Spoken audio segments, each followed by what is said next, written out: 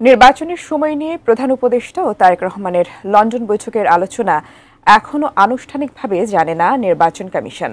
তবে জানার পর সরকারের সাথে আলোচনা করে ভোটের বিষয়ে সিদ্ধান্ত নেওয়া হবে।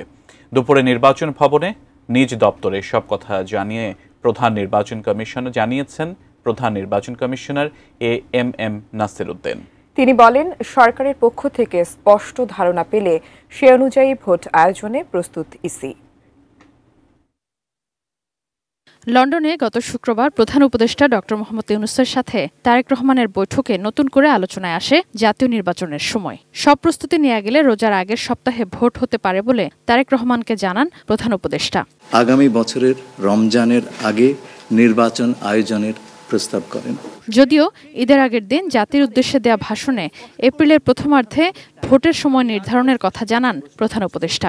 আগামী জাতীয় নির্বাচন 2026 সালের এপ্রিলের প্রথমার্ধের যে কোনো একটি দিনে অনুষ্ঠিত হবে। তবে প্রধান নির্বাচন কমিশনার বলছেন, ভোটের সময় নির্ধারণ নিয়ে নির্বাচন কমিশনকে এখনো আনুষ্ঠানিকভাবে কিছু জানায়নি সরকার। যদিও স্বাক্ষর ছাড়া অনানুষ্ঠানিক কপি হাতে পাওয়ার কথা জানান তিনি। ভিশন এসি নিয়ে এলো মানিব্যাক গ্যারান্টি অফার। 1 মাস ব্যবহার করে সন্তুষ্ট না হলে সম্পূর্ণ টাকা ফেরত। আমি ভিতরের কি আলাপ হয়েছে, শুধু ওই জয়েন্ট একটা স্টেটমেন্টের মতো দিয়েছে, এটা তো আনসাইন্ড। আমার কাছে যেটা আসছে আনসাইন্ড, একটা কপি আমি পেয়েছি আনসাইন্ড। এইটুকুই বা কতটুকু জেনুইন তাও তো জানি না। এটা যদি কারো যদি স্বাক্ষর থাকতো যে স্টেটমেন্টটা জয়েন্ট স্টেটমেন্ট, তাইলে বুঝতাম যে এটা একটা স্বাক্ষরিত, সরকারের পক্ষ থেকে একজন স্বাক্ষর করেছে, রাজনৈতিক দলের পক্ষ থেকে একজন স্বাক্ষর করেছে। অনেক আলোচনা হয়েছে, বোঝাতে যায়, এটা আন্দাজ করা যায়।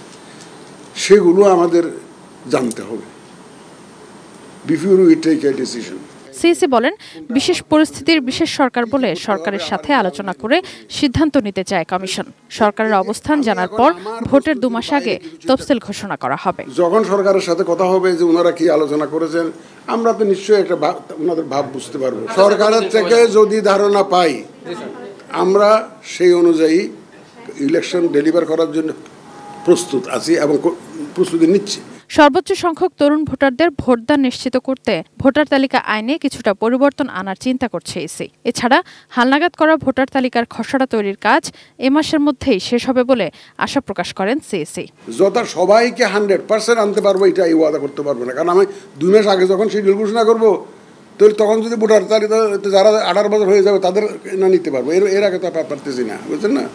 তো আমরা যথাসম্ভব চেষ্টা করবো ইয়াঙ্গার জেনারেশনকে যাতে ইনক্লুড করা যায়। প্রধান নির্বাচন কমিশনার হুঁশিয়ারি দিয়ে বলেন, কেউ জোর করে ব্যালট বাক্স ভর্তি করার দিবাস্বপ্ন দেখলে এবার তা পূরণ হতে দেবে না কমিশন।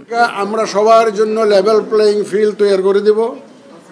যারা যারা খেলতে চান তারা যাতে নির্বিঘ্নে খেলতে পারেন সেই ব্যবস্থাটা করে দেব। আমরা রেফারির কাজ করব। কেউ যদি ফাউল খেলতে চান সেটা তাদের জন্য দুর্ভাগ্যের বিষয় হবে, আমি সেটা বলছি। Sadia Afroz, ATN news, Dhaka.